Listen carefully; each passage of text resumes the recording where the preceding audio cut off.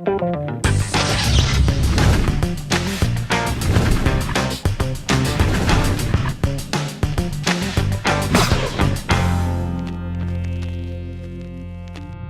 right, ladies and gentlemen, we're going to be talking about this more in depth for the year of 2014 for the Image Expo stuff for the next episode. But my musings this week are focusing on the quality and the strides in progress that Image Comics made in 2013.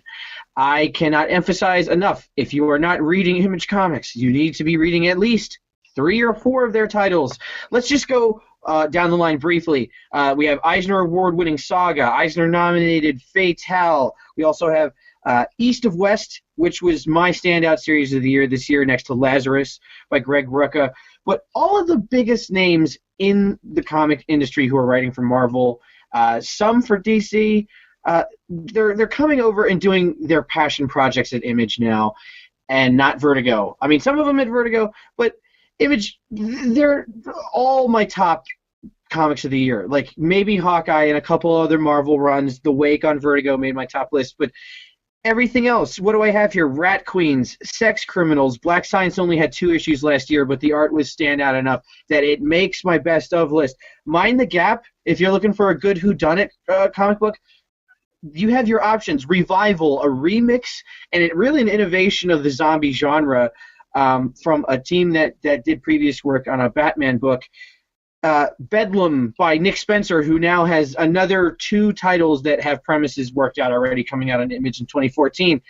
That's the most twisted book that I read all year long last year, and it never disappoints. I just can't stress enough the importance of creator-owned material, and the fact that Image went from a early to mid-90s joke amongst a lot of different circles to now the standard in creator-owned publishing. It's sort of like a proud moment since, I grew up around the time that publishing company was born. You had your Gen X, I think, the Max, these books, Savage Dragon, they became a running joke after a while, and it's just this renaissance. It's almost like this is the fulcrum, this is the pressure point where things are going to now start changing. And last year, particularly, is the line and the timeline that's going to get notched where we're going to say this is when things started to change.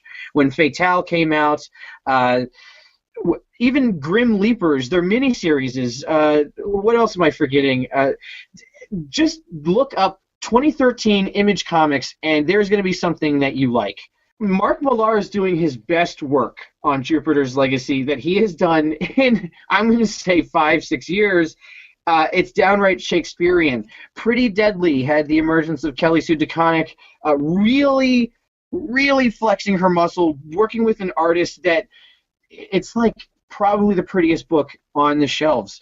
Matt Fraction, who knew he could write dialogue for a prepubescent teenage girl coming into herself? Who saw that coming? I didn't. Aphrodite, Sex. If you're for some really out there, those are 2 titles that you really need to look into. Aphrodite's like a mind trip, where Sex is like you better be ready for some not safe for work content.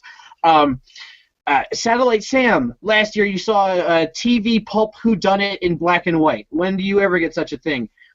Look, even if you don't get past the number 1, Image is taking risks on these comic series, and they're all worth your time. So I'm really excited to talk more about it next episode for the Image Expo, but I think we should all stop and recognize that 2013 was the year of Image Comics. Marvel had some stuff.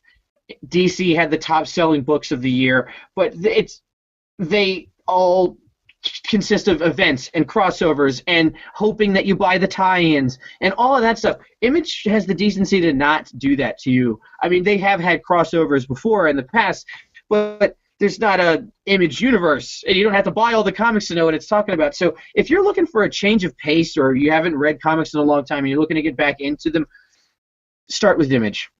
These are my musings, and I hope you enjoyed them.